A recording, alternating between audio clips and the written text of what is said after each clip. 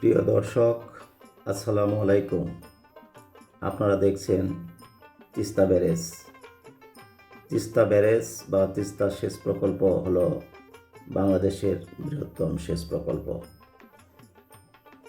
তিস্তা নদীর উপর নির্মিত তিস্তা ব্যারেজের এক পাশে আছে লালমনিরহাট জেলার হাতীবান্ধা উপজেলাধীন গড্ডিমারি ইউনিয়নের দোয়ানী গ্রাম এবং অন্য পাশে আছে নীলফামারী জেলার ডিমলা উপজেলাধীন খালিশা চাপানি ইউনিয়নের ডালিয়া নামক স্থান।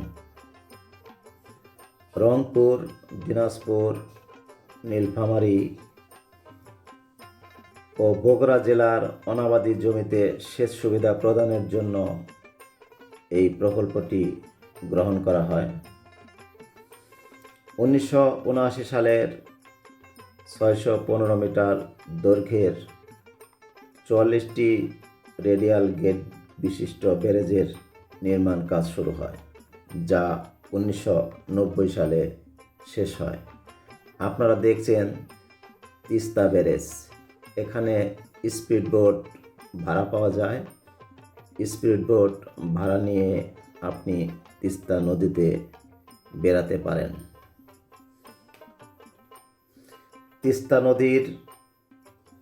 তিস্তা ব্যারেজের দুই পাশে গড়ে তোলা হয়েছে সবুজ বেষ্টনী।